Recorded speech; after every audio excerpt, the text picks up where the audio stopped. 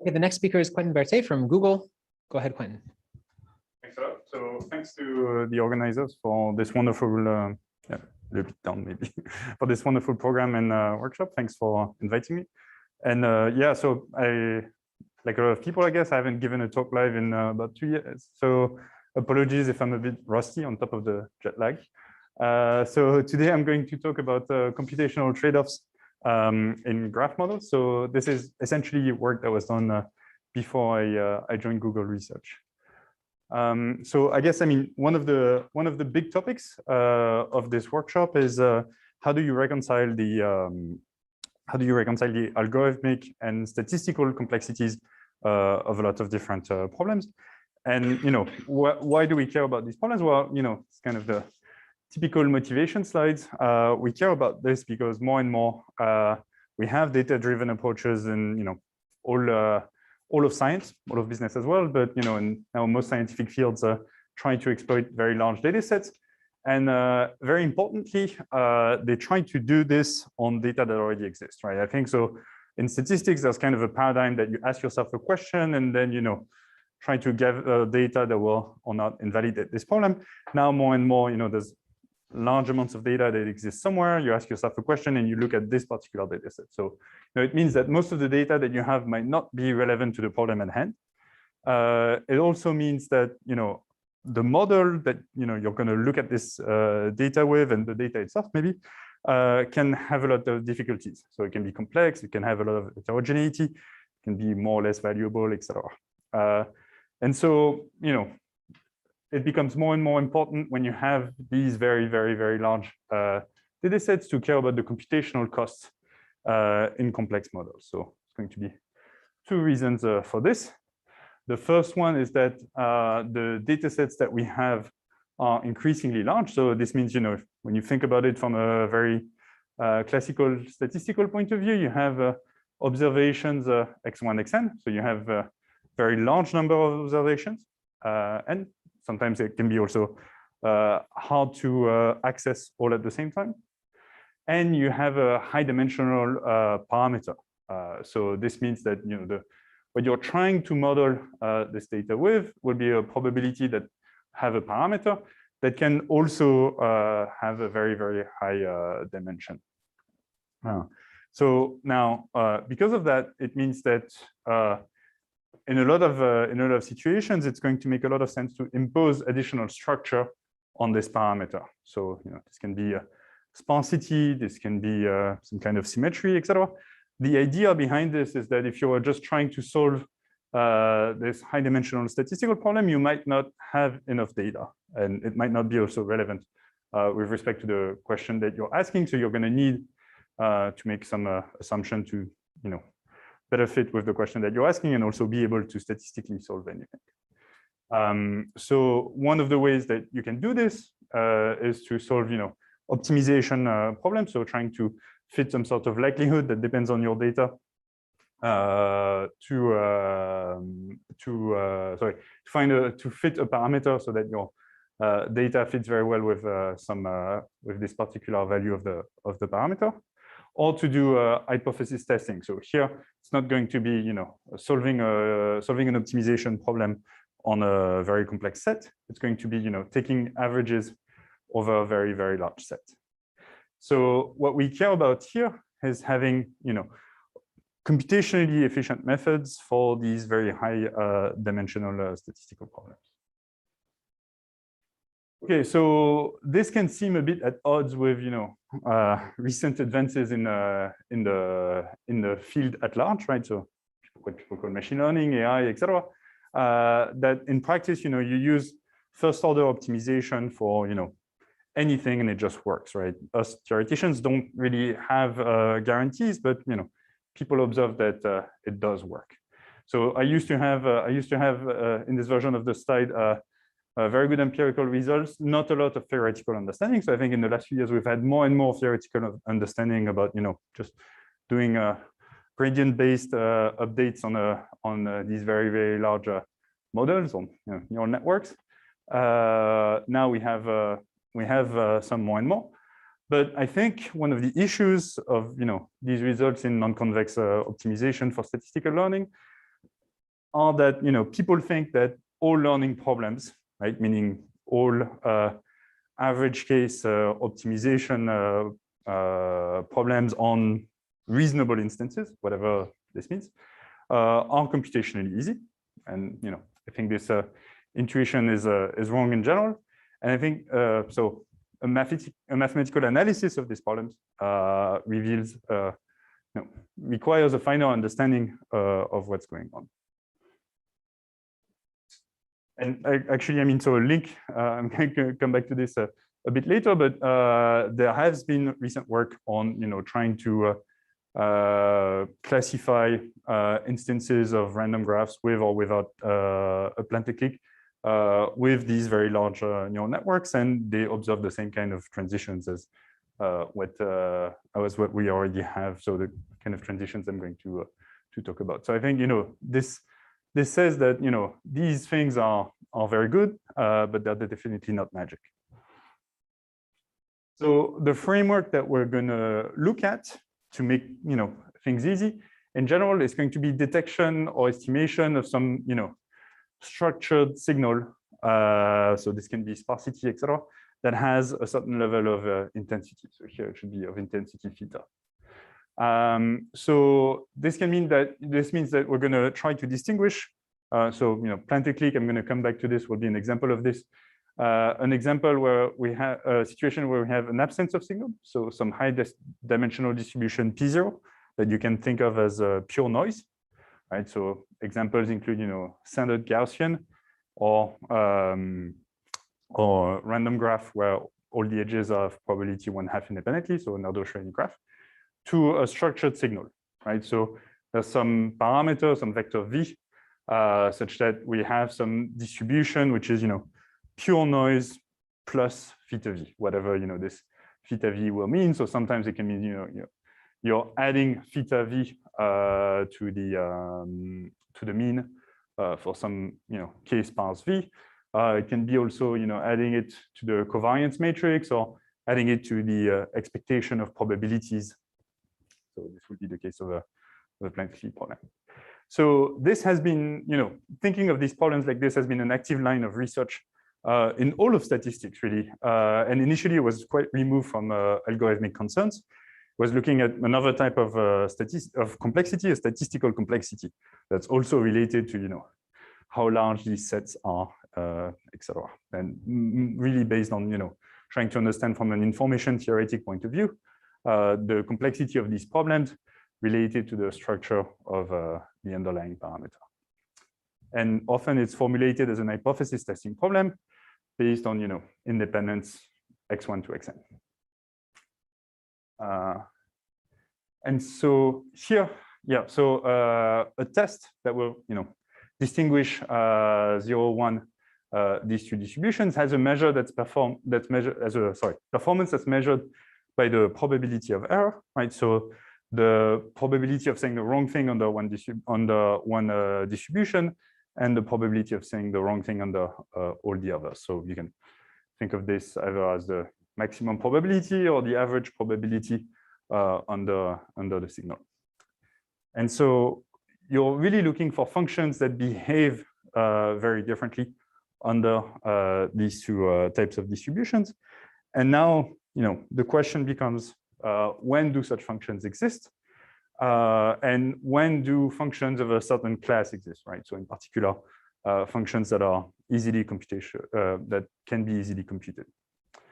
And so this will be, if you don't care about, if you formulate it really from just a classical statistics point of view, it's just going to be, some notion of statistical distance between these distributions, right? So it can be completely, again, removed from any sort of computational complexity. It can just mean, total variation distance between these. But as we'll see, it can also incorporate a lot of these algorithmic concepts. Questions so far? That's right. So, now statistics in general tells you, you should look. There's one really good way to look at these problems, which is to solve, some optimization problems of these likelihood ratios or of these likelihood functions. And so now, of course, the first roadblock is what happens if the likelihood method is NP-hard, right? So this is something that happens in sparse linear regression or stochastic block model. So you try to follow, the usual recipe coming from classical statistics, and it leads to an NP-hard problem, right? So it's not really great. However, I would argue that the worst case hardness in this case gives you kind of a zeroth order information about the true statistical complexity of this problem under some sort of computational assumption. So there are algorithms that exist for frequent instances of NP-hard problem. So clustering on convex regression, alternative minimization, etc.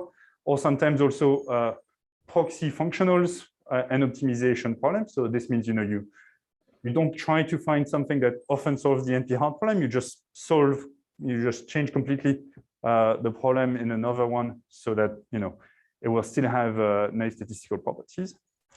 And so in order to be able to say that anything is hard here, we're going to need to be able to say that some task is hard to achieve consistently and efficiently.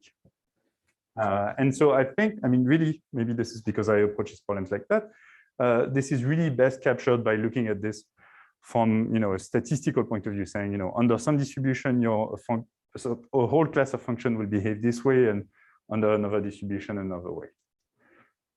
So this is really what we think about when we say we're thinking about hardness of a statistical problem. We're saying that if you have a function that takes values in 0, 1, right, saying so it's this type of distribution or this type of distribution based on the data, it will say the same thing with very high probability, measured by epsilon here, for all tests under these two distributions, right? So this is in some sense the type of a worst case for statisticians. It's you're trying to distinguish two distributions, but you already know from all these tools in information theory that this is going to be impossible with the amount of data that you have.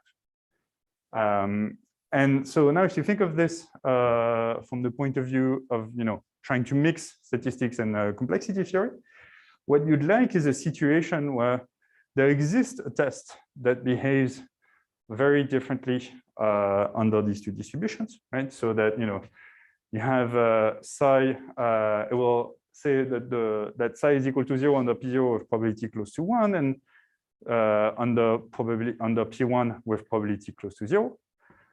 But if we're only looking at tractable tests, so whatever definition you give to tractable, it will have probability difference in probability very close to 0.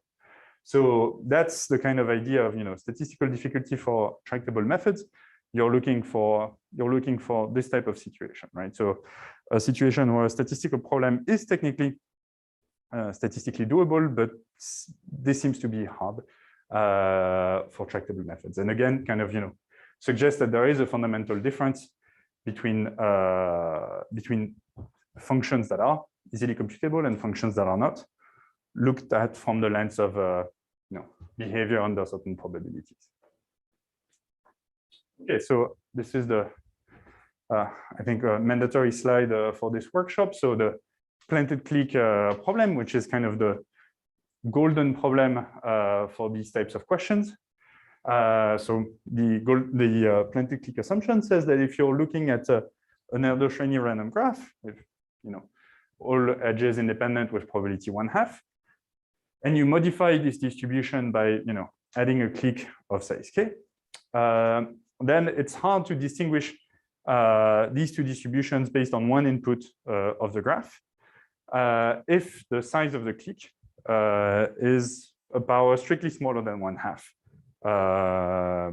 compared to the size of the graph, right? So if we're in the n to the 1/2 regime, there are algorithms for that, and otherwise it's believed that this is impossible.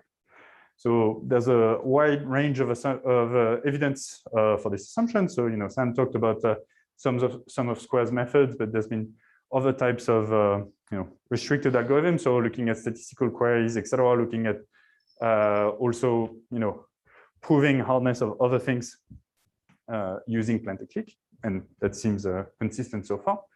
And so the consequence, one of the consequences of this assumption is that this has been used for reduction based on this problem to establish hardness of other statistical problems, right? So I think Guy had a presentation yesterday with a very complete slide with a lot of these problems. So I'll refer you to that. And already I think we're kind of lucky in some sense, because planted clique is, I think, a problem that you can more or less sell to statisticians or people who care a little bit about applications, right? You can talk about networks, communities, finding densely connected number of agents in a graph. So it's not something that looks completely opaque like some satisfiability problem.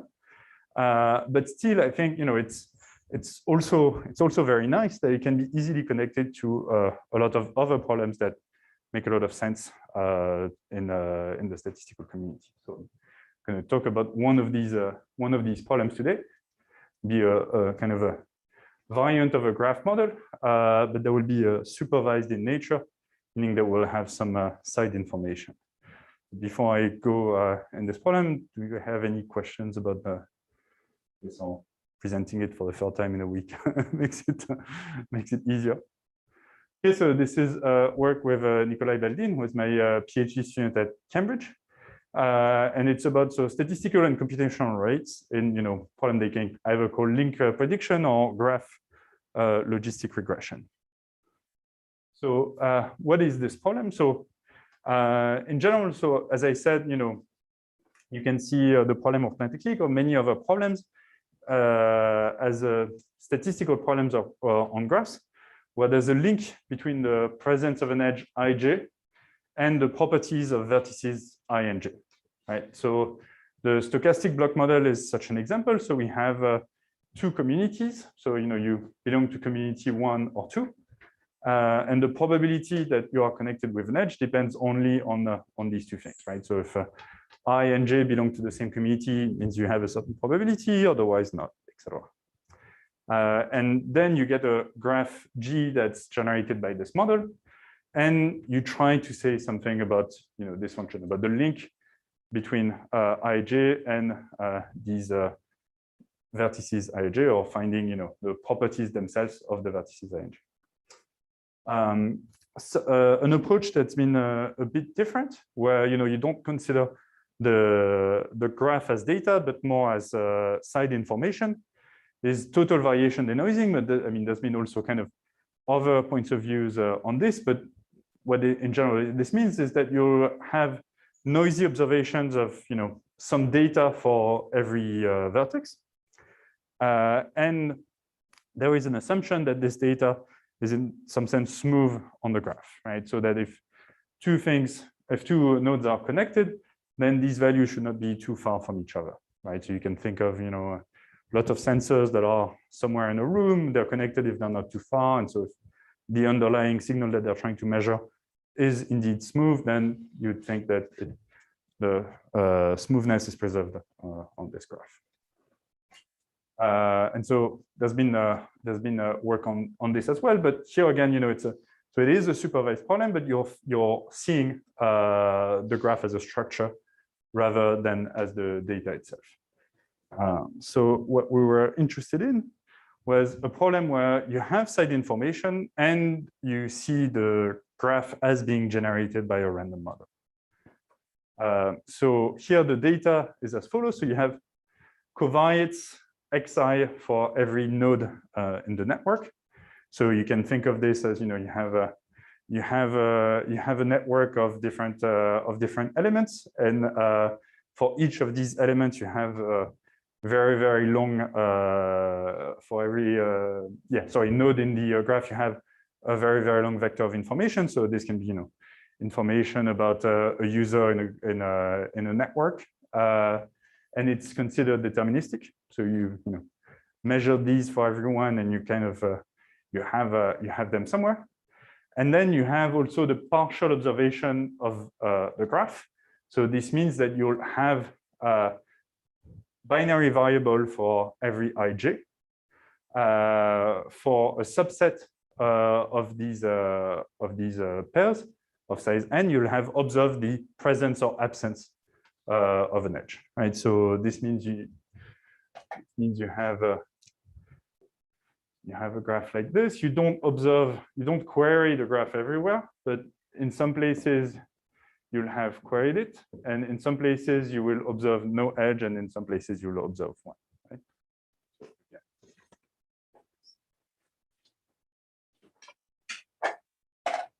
Right. So how are the covariates related to the presence or absence of an edge?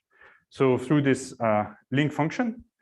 So the probability that Yij will be 1, so the probability that there will be indeed an edge for this observation will depend on the score. So it will depend on xi and xj, these two vectors of covariates, through an unknown matrix, right? So there'll be some score, some affinity score, we'll call it, between I and j that will depend on this unknown matrix.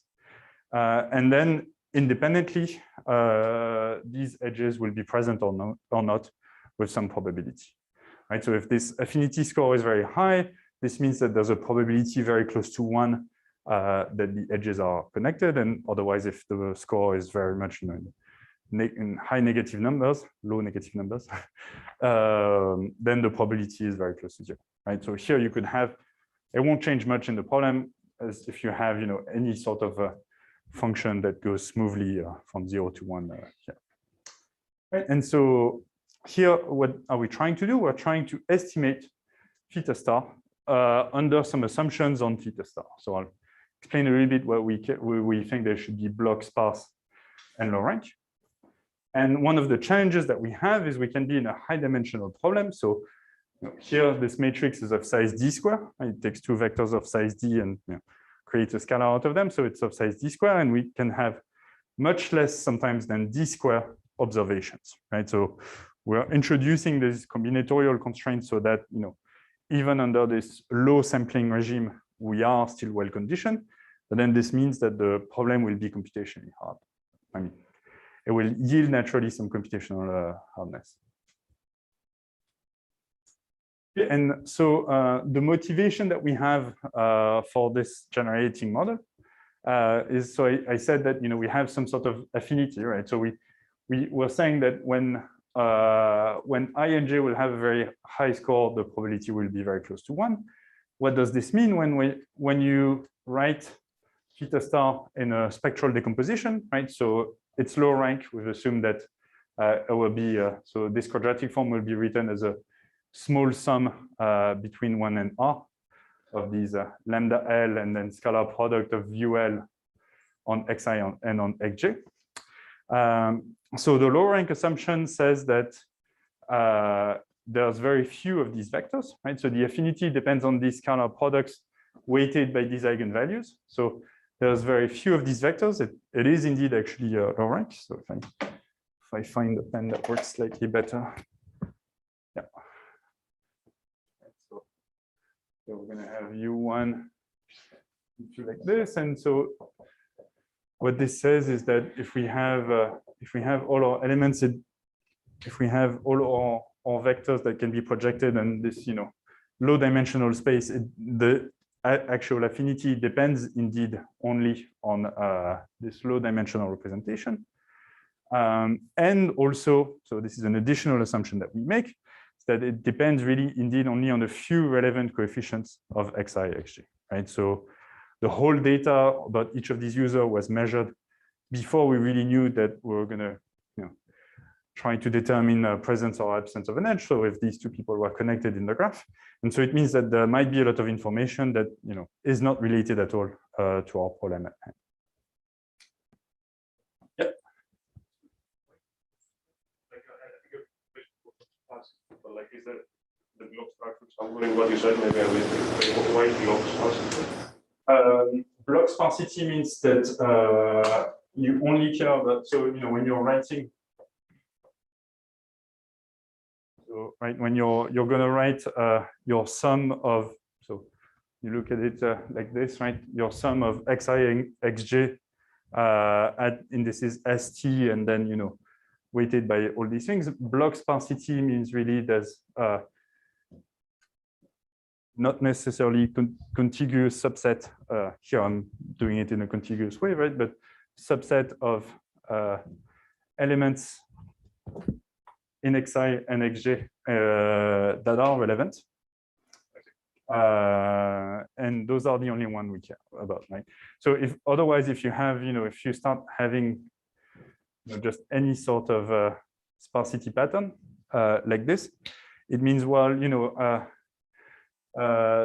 the teeth feature of user J is related to the est feature of user I. And somehow this is a bit, harder to motivate, right? Here we're just saying, there's a subset of useful features for this particular network, and that's it. One thing that's interesting is that it goes a little bit beyond geometric description, right? So it's possible to have negative eigenvalues. Otherwise, it just means that you have a metric problem. Here we can be in a situation where, if hope I'm not going to mess this up live, but if we have lambda one. If we have lambda one that's positive, this means that things that are close in this dimension will be connected. And if we have lambda two that's negative, it means that things that are very different under this dimension will be connected as well, right? So this means that something here and something here might actually have a higher probability of being connected than these two, right? So the reason we're motivating this is we're saying it's not only going to be similar things that are going to be naturally connected in this network, but it can also be dissimilarity in some dimension. So this can be trying to have users that are geographically in a similar situation, but one of them is trying to buy and the other one is trying to sell, or any sort of anti-symmetric thing that could be related to affinity in a social network. However, if we, on the other hand, if we make the assumption that the parameters, that the matrix that we have in the middle is semi-definite positive, then it becomes indeed the same thing as metric learning, right? So here there is a situation where we have an object, each with some representation in a low-dimensional space. We have some queries of similarities. So, right, we've shown people, is this image like this one? It depends on, how close they are in some mental space, maybe for some people. So how close these representations are. And this is recovered by this model in the special case where, our matrix is semi-definite positive and has some rank R. There's also, so in non-parametric statistics, some work on this, on trying to have a non-parametric link function between xi, xj, and the probability of being connected. Okay, so here this can be seen as a generalized linear model.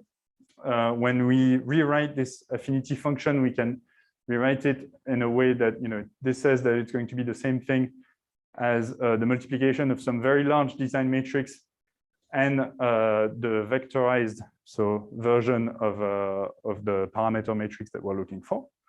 And so this means that indeed we are in just a very large, so d-square logistic regression problem with capital N observation that are indexed by the ij that are here.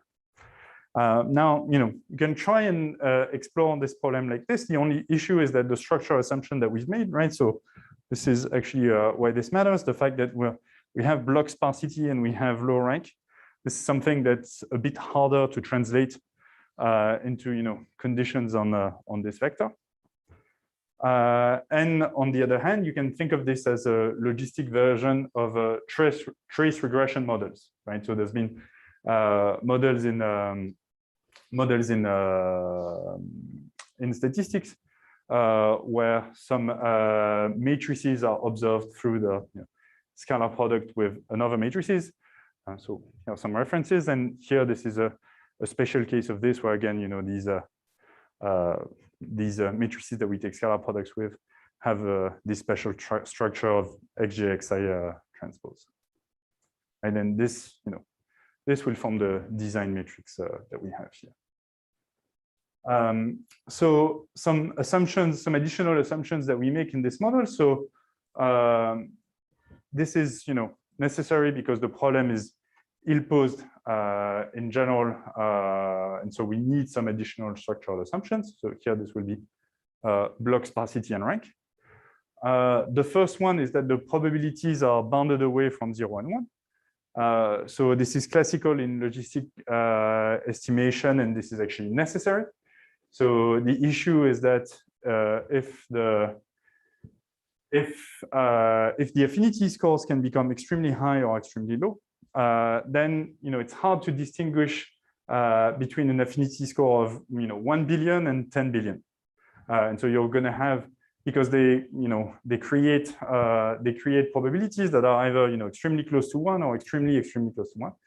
And so by letting these affinity scores go through this logistic model, you've destroyed a lot of information very close to 0 or very close to 1. And so this is why it's necessary to make this sort of assumption. They can be used, they can be translated into an assumption on theta star and xi. It's required for identifiability in some sense.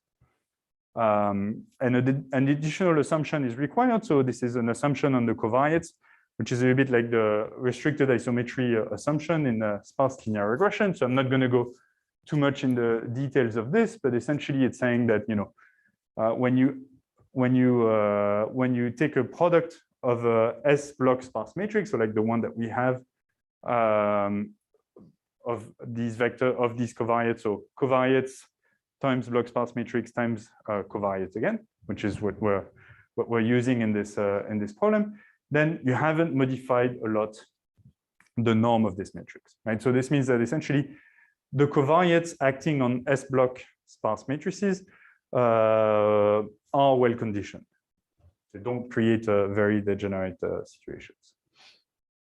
So this is equivalent to some sort of restricted isometry property on the design matrix that we have, restricted to vector forms of S block sparse matrices. So there's been some work on this generalization of these conditions, and it looks very weird like this, but it's satisfied with high probability under various randomness models. So I know I said in the beginning that we're assuming that the xi, xj, and set omega are deterministic, but this means that if they are deterministic from your point of view, but have been gathered through a sort of stochastic sampling process before that's completely independent of the rest of your observations, then you're in the clear.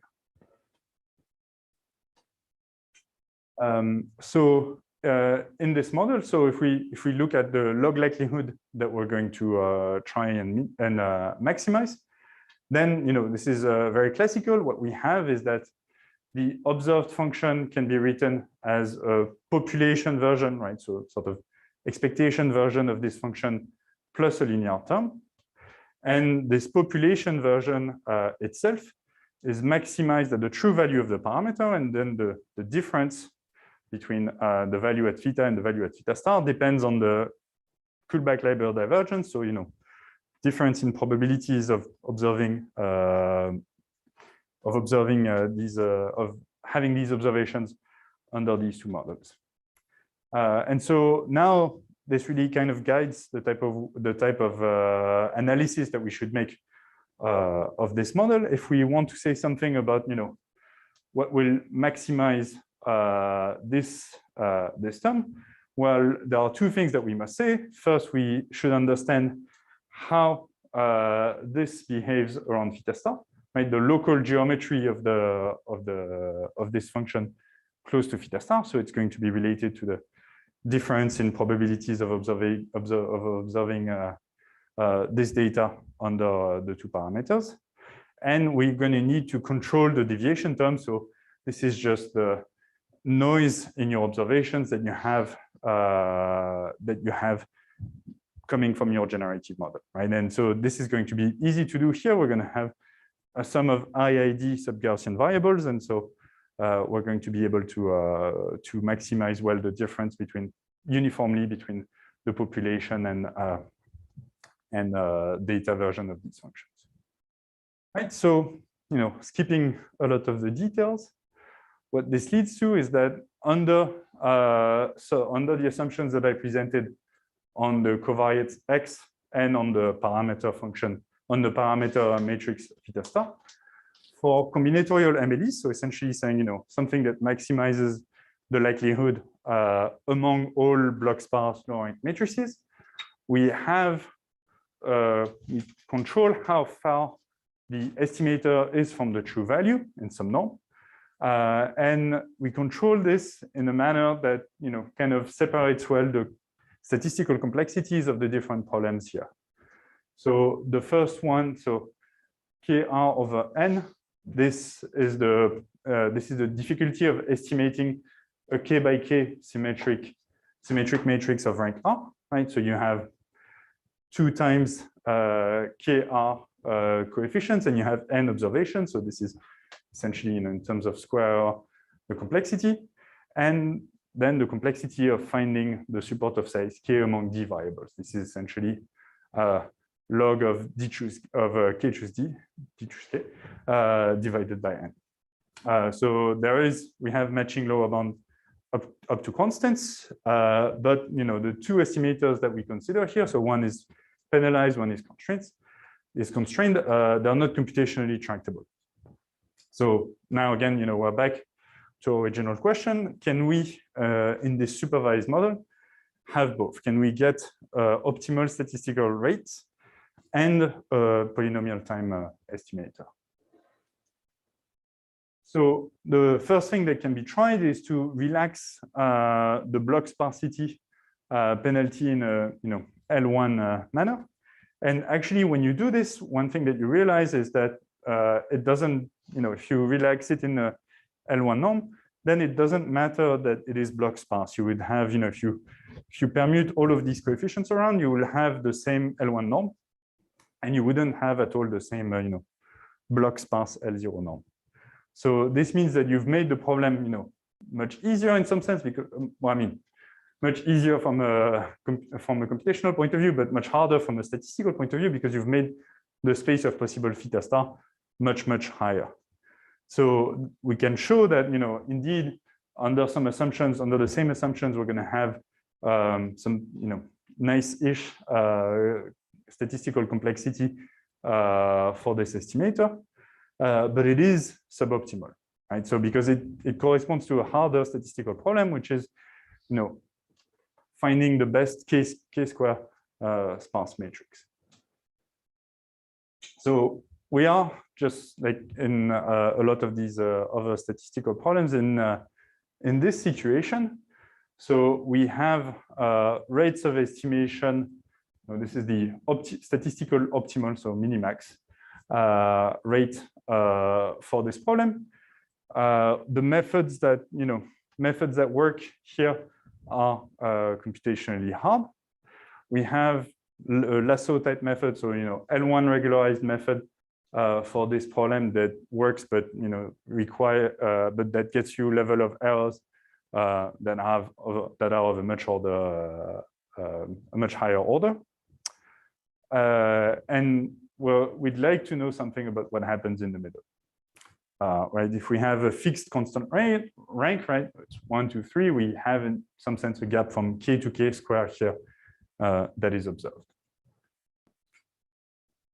And so, the way to do this in general, so philosophically, is that you're going to say, well, I have this assumption that the Clique problem is very hard.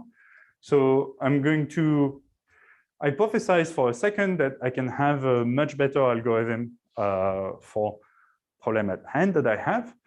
And I'm going to try and transform instances of the Clique problem into instances of the problem whose complexity I'm trying to determine.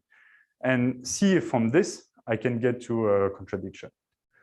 And so this is what we do here. We're saying, we want to have a collection of parameter matrices such that for given covariates that we care about, we will have the matrix of probability. So, matrix of sigma x transpose theta 0 x be 1/2 everywhere, right? So this will be for theta 0, which is equal to 0, right? So here this will be true for any x.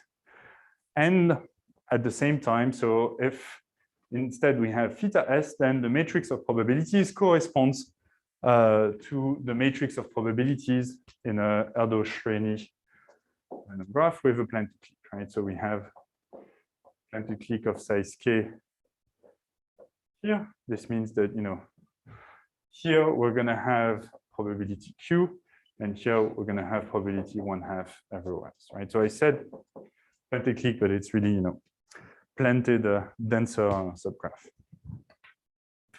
And so it is possible to do this. So we can construct by hand. So, again here, and waving a little bit the details, but we can construct by hand vectors xi that have this property, and to take matrices theta s that have this property as well, but such that theta s and theta 0 are at the type of distance under which it doesn't seem to be able to, distinguish from a computational point of view.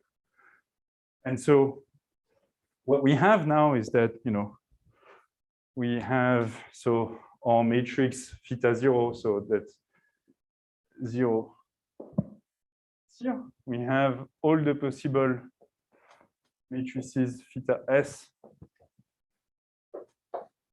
that lead to matrices of probabilities like this. And the distance here between the parameter matrices will be alpha times k squared over n, where alpha is just, another reparametrization of q. So it's a constant. If alpha is very large, then q is very large as well. So if there is an estimator now that, is computable in polynomial time, and for which we can have something of this form, right? So something either, much lower order than k squared, or have, very small constants and no logarithmic term here. Then what we can do is we can run this estimator on the known x. So, right, we construct our x's ourselves, and we take y to be, all these binary variables to be the adjacency matrix of the graph. We plug all this into our magical estimator for theta hat, and from this we can solve the plan to clique problem. Right? So this would naturally lead to a contradiction on this assumption. Right. So here, the thing that's interesting is that the x that we'll construct are a bit weird in some sense, right? They don't seem to be these very dense vectors, etc., that we would really expect in this sort of problem. And so one natural question would be, if now the x's are fixed, if someone is asking, can I solve this problem for this particular set of features, then do I get this type of contradiction again? And I guess, so yeah, closer, very close to 45 minutes, so closer to this. I think if I only do half, then to an hour if I do all the slides that I planned. So I think I'm gonna stop around here. So the contributions that we have here, so we have supervised model on graphs. So this is really, what we found was interesting, to have something where you can say a little bit about the statistical versus computational complexity of this problem with side information, which is something that typically is not very present for this type of problem. It's always more of a unsupervised nature. So you just have, one random graph and no other side data. Suboptimal performance for a lasso type estimator. So this is not something that's present in typical sparse linear regression problems, and computational lower bound in a regression problem. So now, as I said, one open question would be this sort of general reduction scheme that works for any covariate design. And from the point of view of looking at a wider set of problems, so if you have more general link functions, or if you have another type of non-convex optimization problem on matrices, do you still get the same type of statistical computational trade-offs? No, I'll stop here. Thanks a lot.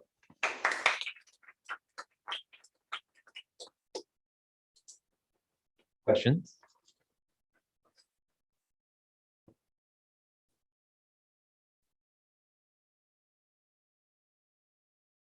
Is there a you said that you don't get like very sort of vectors that look nice or something like that out of is there a natural distribution that you would want if you wanted to vectors that looked nicer that came from some distribution? Is there a natural distribution to think of that you would try to target for the reduction? I think something that would look a bit more uniform here. So we're getting essentially one hot vectors in the covariate. So if it were possible to say get something like well, I mean, I know I said they were deterministic, but something that would be satisfied as well by something coming from a high dimensional random plus minus one vector. I think this would be more interesting. So let's say for all design matrices X that are in this class where vectors with random plus minus one are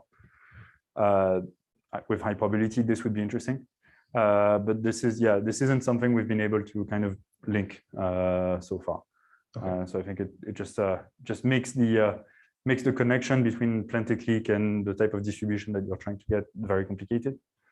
So like trying to invert a sparse kind of a sparse linear observation. And so I think this is why operation. So this is why I think it's a little bit complicated, because essentially you have to solve a hard problem to kind of design a reduction. So this has been kind of the complexity so far. But this is something I'd be interested in seeing if it's possible to do. Thanks. Well, maybe eager for lunch. Further questions? Okay, let's thank Quentin one more time. Thanks a lot. I think we're back at 2:30. I'll double check that.